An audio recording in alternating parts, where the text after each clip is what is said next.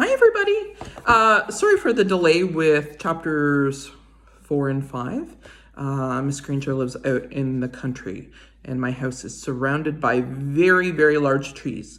And as a result, internet for me is not as predictable as it is when we're at school. So it took a really long time to upload the last video.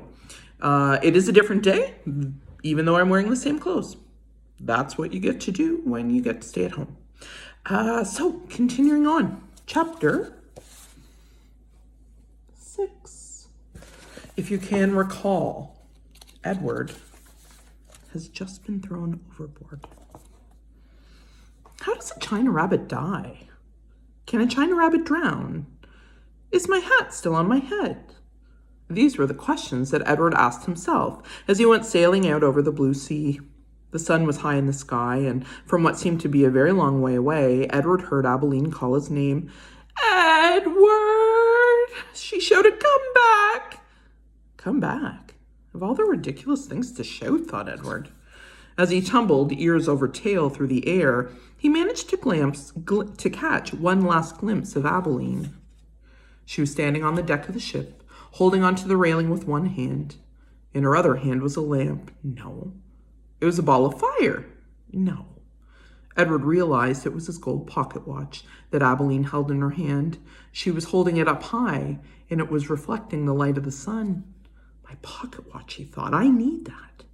And then Abilene disappeared from view, and the rabbit hit the water with such tremendous force that his hat was blown off his head. That answers that question, thought Edward, as he watched the hat dance away on the wind. And then he began to sink. He sank and sank and sank.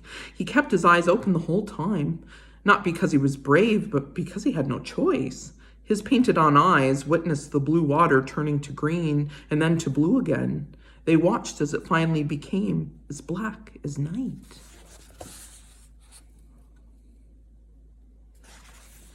Edward went down and down. He said to himself, if I am going to drown, certainly I would have done so by now. Far above him, the ocean liner, with Abilene aboard it, sailed blithely on, and the China rabbit landed, finally, on the ocean floor, face down, and there, with his head stuck in the muck, he experienced his first genuine and true emotion. Edward Tulane was afraid. Chapter 7.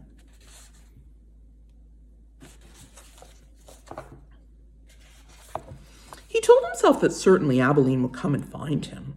This, Edward thought, is much like waiting for Abilene to come home from school. I will pretend that I am on the dining room of the house on Egypt Street, waiting for the little hand to move to the 3 and the big hand to land on the 12. If only I had my watch, then I would know for sure, but it doesn't matter. She will be here soon, very soon. Hours passed, and then days and weeks and months. Abilene did not come. Edward, for lack of anything better to do, began to think. He thought about the stars, and he remembered what they looked like from his bedroom window. What made them shine so brightly, he wondered, and were they still shining somewhere even though he could not see them? Never in my life, he thought, have I been farther away from the stars than I am now. He considered, too, the fate of the beautiful princess who had become a warthog. Why had she become a warthog? Because the ugly witch turned her into one? Yes, that was why. And then the rabbit thought about Pellegrina. He felt in some way that she could not explain to himself that she was responsible for what had happened to him. It was almost as if it was she and not the boys who had thrown Edward overboard. She was like the witch in the story. No, she was the witch in the story. True, she did not turn him into a warthog, but just the same, she was punishing him, although for what he could not say. On the 297th day of Edward's ordeal, a storm came. The storm was so powerful that it lifted Edward off the ocean floor and led him in a crazy, wild, and spinning dance. The water pummeled him and lifted him up and shoved him back down. Help, thought Edward. The storm, in its ferocity, actually flung him all the way out of the sea, and the rabbit glimpsed, for a moment, the light of an angry and bruised sky.